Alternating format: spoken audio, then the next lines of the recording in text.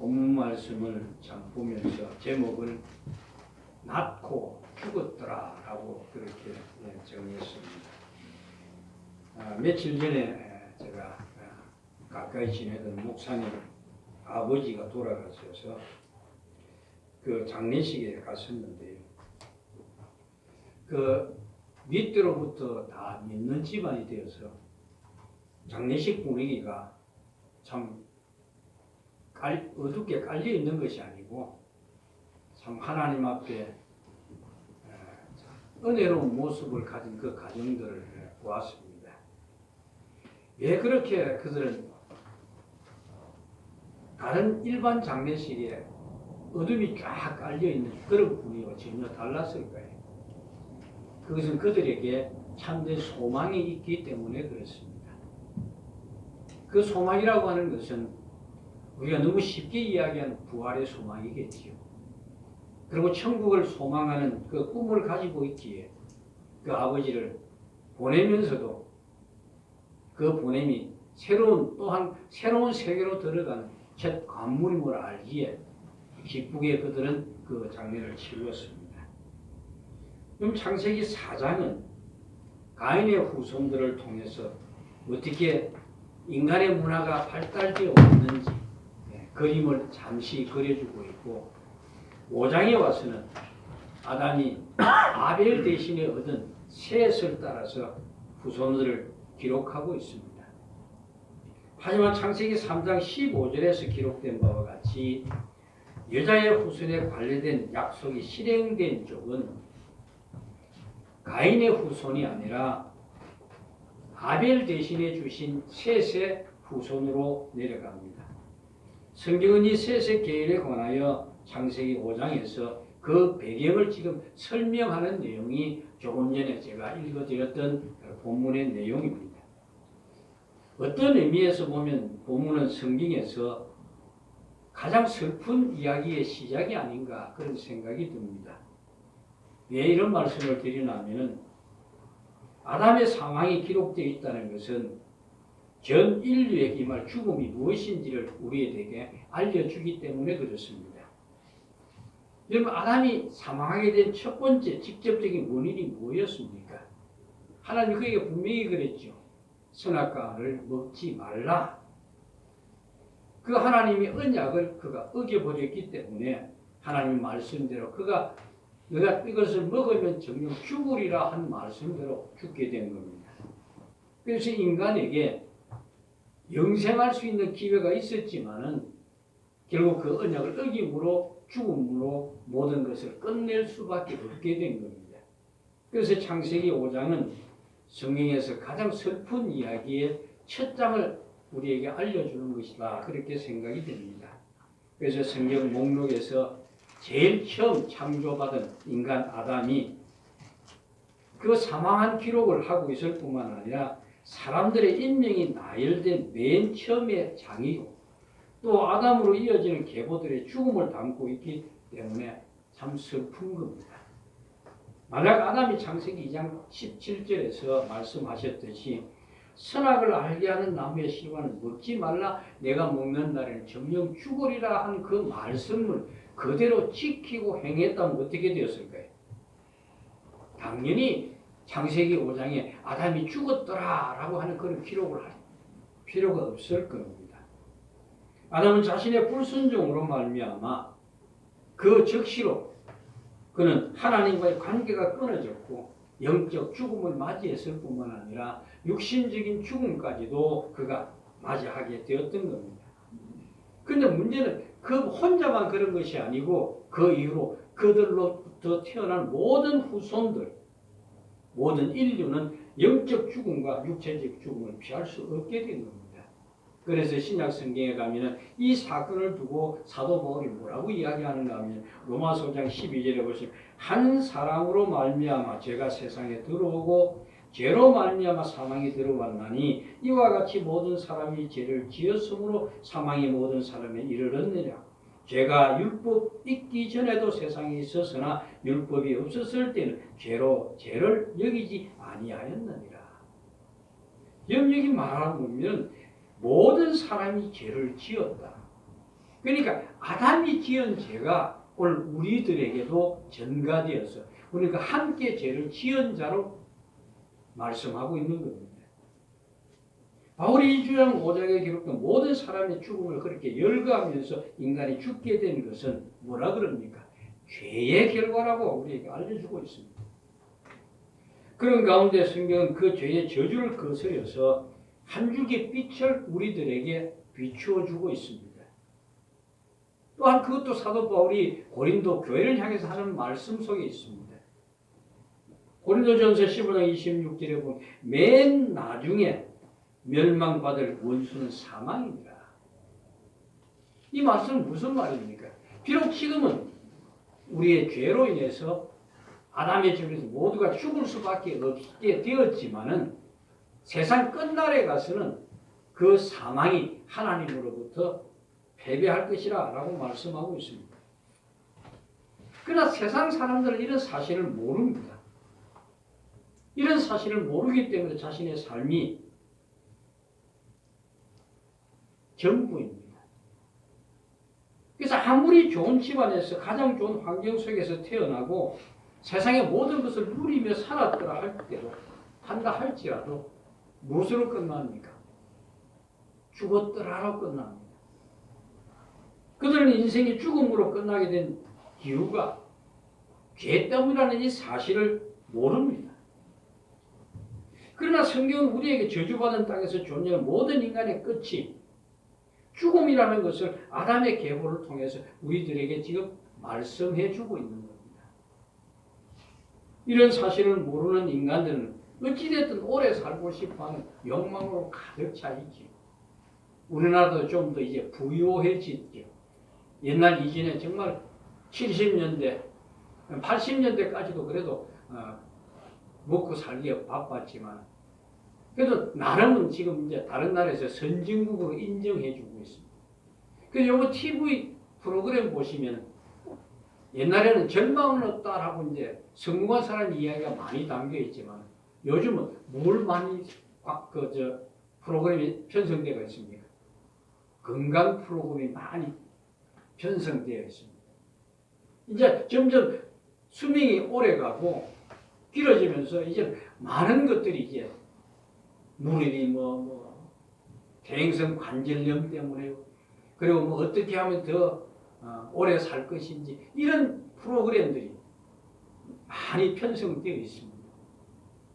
그 돈 있고 권력 있는 자들, 특히 진시황, 그 불로초를 구하기 위해서 그 자기 신하들을 어디까지 보냈던 사람 아닙니까? 그랬지만 어땠습니까? 결국은 죽었습니다. 그래서 오늘 성경에 보면 아담의 계보를 보세요. 마할랄렐이라는 사람이 나오고 라멕을 제외하거든요. 모두가 얼마 사는 줄 아십니까? 900세 이상 살았습니다. 그러니까 마할랄렐은 아주 빨리 죽었습니다. 몇 살에 죽었습니까? 895세 죽었습니다. 라멕은 더 어릴 때 죽었습니다.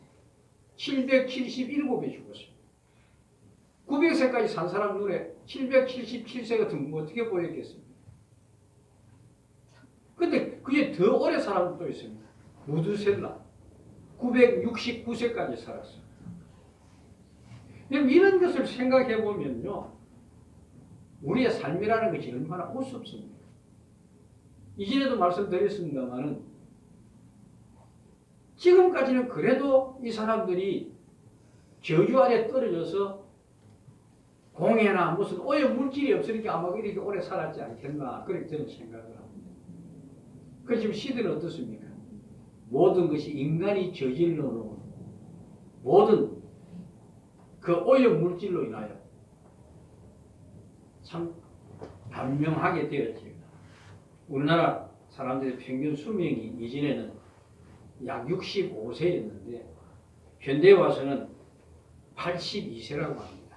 그러면서 장수 국가에 들어갑니다. 하지만 오늘 성경에 나오는 인물들에 비하면 우리는 사는 것도 아닙니다. 그들은 우리보다 약 12배나 오래 살았습니다.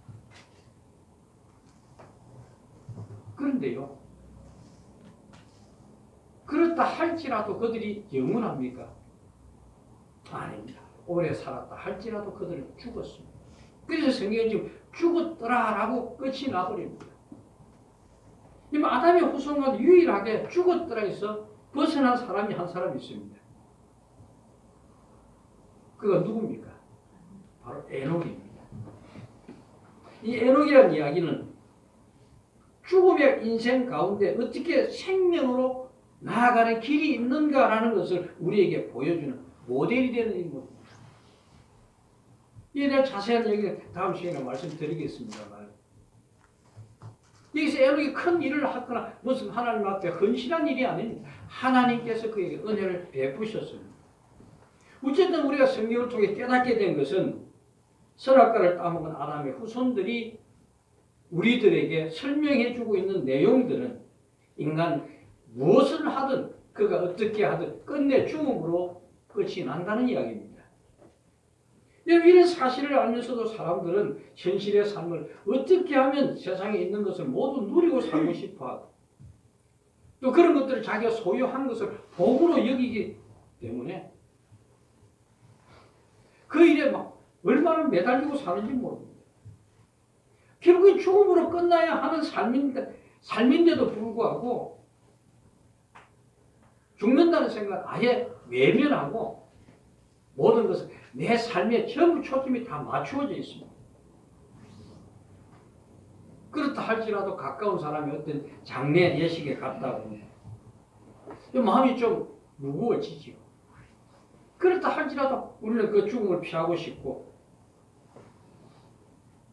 사실 죽음이 두려움 또한 사실입니다.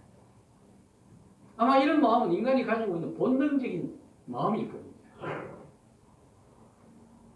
사실 사람들은 죽음을 목격하면서도 정작 자신도 죽어야 한다는 피할 수 없는 문제에 대해서는 왜라고 하는 질문을 던지지 않습니다. 오늘 그 주보에 사르트르 이야기를 잠깐 실어놨습니다. 죽음에 대해서 자유하던 사르트르도 죽고 말았습니다. 이건 한편으로 보면 이게 모순이지 않습니까?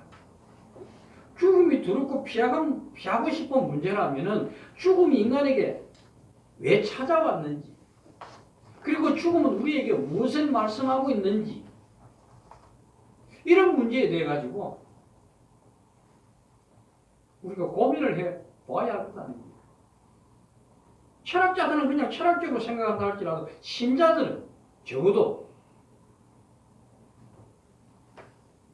죄와 사망이라고 하는 이 문제를 깊이 고민하고 생각해 보셔야 합니다. 왜냐하면 우리에게 영생을 약속하시기 위해서 십자가를 지신 예수 그리스도가 나에게 주신 그 은혜를 은혜답게 깨닫기 위해서는 우리가 왜 죽어야 한다는 죽을 수밖에 없는 그 사실에 대해서 분명히 알고 계셔야 하기 때문에 그렇습니다. 그래서 성경에서 우리의 죽음에 대해서 무엇을 말씀하고 있는지, 그리고 참 생명에 대해서 무엇을 우리에게 가르치고 있는지는 여러분 기울이셔야 하는 겁니다. 물론 세상 사람들이 생각할 때 죽음은 뭡니까? 모든 것이 끝나는 길입니다. 그렇기 때문에 그들은 죽음 그러면은 불행하다, 모든 분위기가 침울해집니다. 죽음의 문제를 진지하게 고민하는 것을 사람들은 자꾸 염세적이라고 그러죠. 물론 죽고 싶다는 생각에 붙들려 있다면 그것이 옳다고 말할 수는 없을 겁니다. 그렇게 붙들리면은 현실의 아픔과 고통을 벗어나기 위해서 사람들이 자살을 선택하기도 합니다만, 저는 오늘 그런 말씀을 드리는 것이 아닙니다. 신자가 죽음에 대해 생각해야 하는 것은 현재의 삶을 가볍게 여기는 것이 아니라 죽음의 문제를 도외시하고 현재의 삶에 집중하고 있는 현대인들의 그 삶의 인생에 대한 시각과 다른 방향으로 생각을 해보시라는 겁니다.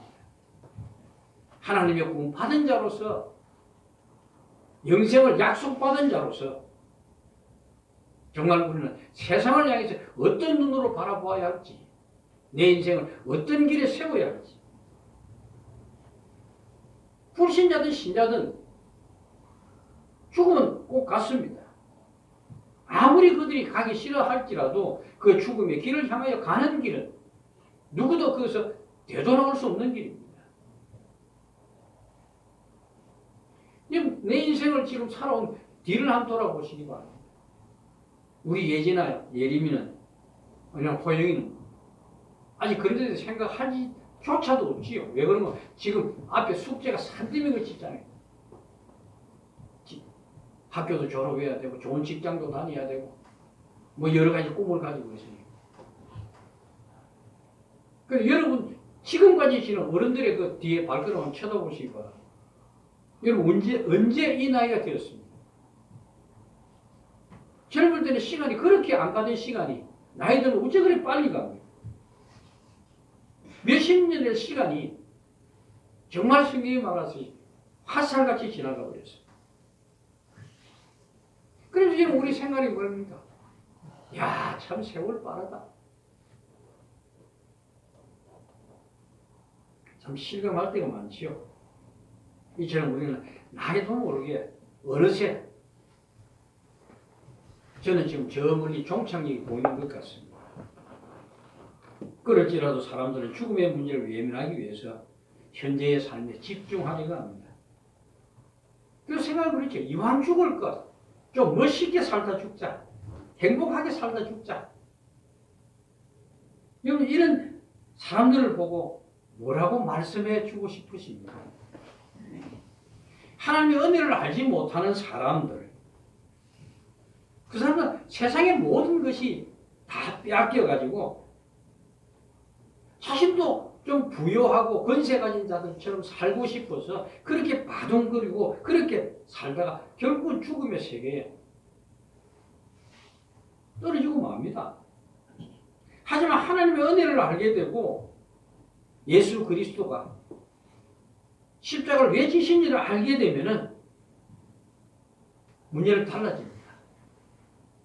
어떻게 달라집니까? 내 자신이 죄인이라는 사실과 이런 나를 구원해 주신 하나님의 그 은혜와 나를 놓지 않으시고 생명의 길로 이끄시는 그분의 강력하신 그 인도하심에 감사와 찬송을 드리는 겁니다. 우리가 아무리 믿음으로 산다 할지라도 죽음을 피할 수는 없습니다.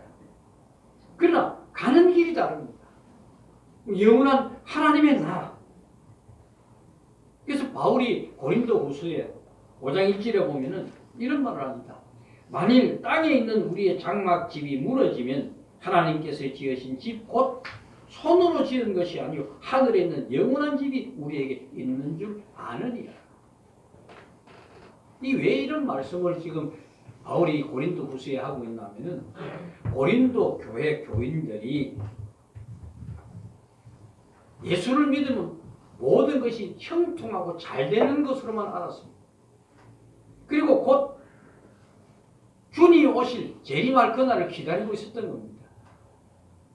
그런데 막상 그들이 지금 닥치고 있는 일은 로마의 핍박이 점점점 가까이 오고 있었습니다. 그런 그들에게 세상적인 생각 속에서 내가 죽으면 모든 것이 끝난다는 그런 실망과 그런 생각을 가지고 있었던 겁니다. 꼭 우리같이 예수를 믿으면 복 받는다고 기대했는데 그 생각과는 달리 뭐가 풀리지 않는 그런 힘들고 어려운 시간이 그들에게 닥쳐온 겁니다. 그래서 바울은 그들에게 하는 이야기가 땅에 있는 너희 장막, 몸이 무너지지만은 그것으로 끝나는 것이 아니라 하늘에 있는 영원한 몸을 입게 된다라고 그들을 위로했던 겁니다. 인간에게 두 가지 길이 있습니다. 한 길은 영원한 사망의 길이고 또 한 길은 영원한 생명의 길입니다. 죽음은 한쪽은 영원한 음부에 떨어지지만은 한쪽은 영원한 생명으로 끝나갑니다. 그래서 신자는 죽음은 그만이다는 세상의 사고와는 달리 죽음이 전부가 아니고 마지막이 아님을 알기에 성경이 약속하는 바로 영생에 대한 소망과 꿈을 가지고 있는 겁니다. 다른 말로 말씀드려서 하나님의 약속하신 그 말씀이 성취되는 그날을 소망하는 겁니다. 그래서 신자의 장막집을 벗게 되는 죽음의 과정은 오히려 영원한 생명의 세계로 들어가는 그 관문을 지나가는 첫걸음이 되는 겁니다. 그렇기 때문에 십자가를 믿는 신자에게 죽음이라는 것은 모든 것이 끝나는 불행도 아니요 절망도 어둠도 아니라 오히려 참된 소망이라고 할 수 있는 겁니다. 이런 바울의 신앙 세계 안에서 땅의 것이 무슨 소용이 있겠습니까? 그에게 소유라는 것은 아무런 가치가 없는 겁니다. 그래서 그는 그 빌립보 감옥에서 마지막 형제가 사라질 그 날을 바라보면서 뭐라 그럽니까? 생명의 면류관이 나를 기다리고 있다. 죽음이 끝난 것이 아니고 생명의 면류관이 기다리고 있다. 그래서 지금 신앙의 세계에서 진심으로 가치 있는 것은 영원한 몸을 입고 사망에는 영생에 참여하게 되는 거예요. 하나님의 영광에 참여하는 거예요. 이것보다 더 큰 복이 있습니까? 우리가 신자이기 때문에 이런 확실한 소망을 이런 붙들고 있어야 합니다. 이게 없으면 안 됩니다. 이런 소망이 없으면 조그만 일에도 흔들릴 수 없고 조그만 일에도 불안해할 수밖에 없는 겁니다. 이번 아담의 죄로 인해서 인간은 아주 단순한 삶입니다. 낳고 살고 죽고 낳고 살고 죽고 이것만 반복되는 그 인생의 자리에 하나님이 예수 그리스도가 오심으로 우리에게 새로운 생명의 길이 열리게 된 겁니다. 이 길 안에 여러분이 초청을 받았다는 거예요. 부름을 받았다는 거예요. 이 얼마나 놀라운 일입니까? 900세를 살면 뭐합니까? 969세를 살면 뭐합니까? 결국은 죽음으로 끝나는 거예요. 그래 여기 앉아 여러분은 예수 그리스도가 나의 구주임을 고백하는 자요. 십자가의 피로 소망 모든 죄를 씻음을 받은 자들 아닙니까? 저들은 죽었지만 여러분은 영생의 소망을 가지고 있는 분들이라고 합니다. 이것이 신자인 우리에게 얼마나 복된 일입니까? 아담으로 인해서 저주 아래 죽을 수밖에 없었던 인간들에게 예수 그리스도가 그 죄를 대신 지시기 위해 오셔서 십자가에 못 박혀 돌아가심으로 인해서 그를 믿는 자들이 거듭나게 되었고 그 거듭난 자들은 죽음이 아니라 영생에 참여하게 된 겁니다. 그렇다면 여러분의 인생 가운데 가장 가치 있는 것이 무엇이라고 생각하십니까? 아파트 큰 거 하나 장만한 거? 로또 맞은 거? 아니요. 두말할 것도 없이 여러분이 예수 그리스도를 나의 구주로 믿게 됩니다. 이것보다 더 큰 가치 있는 것은 없어요. 복음서에 보세요. 밭에 진주를 발견하고 그 자신의 모든 소유를 다 팔아서 그 진주를 사는 자들이죠. 여러분 아무것도 투자한 것이 없습니다. 우리는 투자한 것이 없습니다. 우리는 도무지 하나님의 인간적으로 생각해 보면은 하나님께 덕이 되는 일을 한 적이 없습니다. 그런데 그분을 우리를 은혜 가운데 불러주셨습니다. 그렇게 여러분이 믿게 된 이보다 더 큰 복이 어디 있으며 이보다 더 가치 있는 일이 어디 있습니까? 지금 제가 여러분이 뻔한 이야기를 하고 있죠. 맞습니다. 뻔한 이야기입니다. 여러분 잘 아시는 이야기고 거듭 들었던 이야기입니다. 그래서 식상한 이야기일지도 모릅니다. 하지만 여러분 생각과 마음이 어디를 향하고 있는지를 한번 살펴보시기 바랍니다. 냉정하게 한번 보시고 내가 정말 그리스도를 나의 보배로 붙들고 있는가 생각해 보시기 바랍니다. 만약에 세상의 것에 가치를 두고 있다면 다시 한번 생각해 보셔. 우리가 회개라는 단어를 쉽게 생각합니다. 회개. 그 원어적인 의미가 이렇습니다. 죄인을 바꾼다라는 의미가 그 안에 들어있습니다. 내 죄를 고백하는데 고백하게 되는 것은 내가 지금까지 섬기고 있던 신을 바꾸는 거란 말이에요. 내 삶을 되돌리는 것, 하나님께로 돌아가는 것이 바로 신을 바꾸는 것. 그게 회개란 말이에요. 그러니까 우리가 세상에 묶여있고 세상의 것에 자유롭지 못하다고 한다면 아니 우리는 하나님의 말씀 안에 내 삶이 자유롭지 못하다는 이야기입니다. 세상을 추구하고 있는 우리 자신의 어리석음, 우리는 매주일 나와서 하나님 말씀 앞에서 내 자신을 보셔야 합니다. 내가 어떻게 살아야 하는지, 무엇이 복인지. 누가복음 16장에 보면은 두 사람이 나옵니다. 여러분 잘 아는 사람입니다. 한 사람은 헌대를 앓고 있는 거지 나사로고, 한 사람은 날마다 즐거운 잔치 속에 사는 부자의 모습이 나옵니다. 거지 나사로는 부자의 상에서 떨어지는 부스러기를 먹고 삽니다. 그러나 부자는 날마다 호화로운 잔치 속에서 아주 즐기며 살아가는 사람입니다. 그런데 이 두 사람이 죽었습니다. 그런데 한 사람은 아브라함 품에 안겼고 한 사람은 불 속에 빠졌습니다. 누가 아브라함 품에 안겼습니까? 나사로죠. 일반 세상 사람들이 보는 눈에는 부자는 성공한 삶을 살았고 나사로는 실패한 삶을 살았습니다. 하지만 그들이 죽음 이후의 삶은 완전히 달라집니다. 아브라함 품에 안긴 자는 나사로였고 불에 떨어져 있는 자는 부자였습니다. 그러니까 결정적으로 말씀드리면 부자가 가지고 있는 재물들은 그를 생명의 길로 인도하지 못했습니다. 아마 부자는 날마다 잔치를 즐기며 살 때는 그걸 몰랐을 겁니다. 생명의 가치도 무시했을 겁니다. 그런데 이 비유가 무엇을 가지고 지금 주님이 비유를 하고 있는 말씀인가 하면 율법과 복음을 비유해서 말합니다. 율법은 부자였고 복음은 가난한 나사로를 비유하고 있습니다.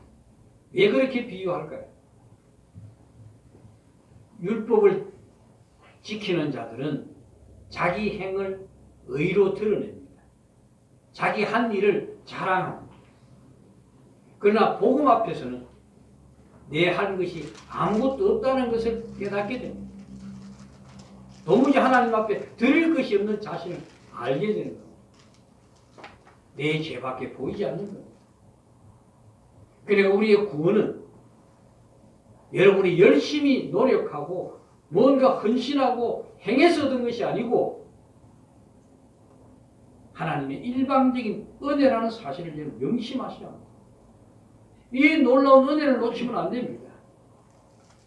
부자가 음부에 이르자 자신에게 생명에 이르게 복음이 얼마나 중요한지 깨닫게 됐죠. 그래서 뭐라 그럽니까? 형제들에게 알릴 수 있는 거지 나사로를 보내서 지금 이 소식을 전하라고 그러지 않습니까? 그러나 건너가지 못한다 그러죠. 신자가 복음을 마음에 품고 있다면 인생의 가치를 소유에 많고 적음에 두지 않을 겁니다. 왜냐하면 사람들이 구하는 세상의 소유와 권세도 죽음 앞에서는 무용지물이라는 것을 알기 때문에 그럽니다. 참 생명의 권능 되시는 예수 그리스도를 믿는 믿음을 소유하고 더 크고 소중한 것은 다른 것이 아닙니다. 주께서 나를 받아주셨다는 것을 깨닫는 거예요. 여러분 아담 계보에 가인과 아벨을 빠지고 아벨 대신에 셋으로 이어지죠. 그렇다면 아담의 아들 셋의 계보를 택한 자의 계보라고 할 수 있는데 이것이 무엇을 말해주는가 하면 낫고 죽는 것이 전부인 인간의 운명 안에 하나님이 들어오셔서 개입하시고 죽음의 운명을 바꾸신다는 그 놀라운 사실을 우리들에게 보여주는 것. 그래서 죽음이 없는 에녹이 등장하는 것이죠. 죽음의 운명에 예수 그리스도께 들어오신 그 의미를 진지하게 한번 생각해 보시기 바랍니다.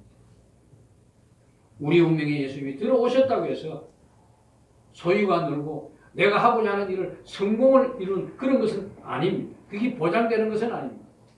하지만 분명한 것은 생명 대신 예수 그리스도로 말미암아 여러분 부활의 몸으로 죽음 없는 영원한 세계로 초청을 받았다는 거예요. 그리고 하나님의 영광 가운데 참여하게 됐다는 거예요. 이것이 여러분 모두에게 하나님이 허락하신 무한한 은총의 세계라는 사실을 아십니까? 이 놀라운 은총이 여러분 모두에게 만족이 된다면 비록 지금 내가 처해 있는 환경이나 조건이 내 뜻대로 안 되고 부지런 참 볼품이었다 할지라도 주님이 주신 은총의 세계를 바라보면서 충분히 감사하고 찬송드릴 수 있는 겁니다. 이런 마음이 있는 자들이 세상에 능력의 삶을 살 수 있는 겁니다. 이것은 세상의 것으로 값을 매길 수 없습니다. 세상에 아무리 가치 있는 것, 돈으로 환산할 수 없는 것을 가지고 있다 할지라도 그것을 통해서 얻어질 수 없는 기쁨이요, 감격입니다. 그래서 신자는 세상 사람과 다른 것이 바로 이런 점이 다른 겁니다. 바로 여러분 하나님과 동행함.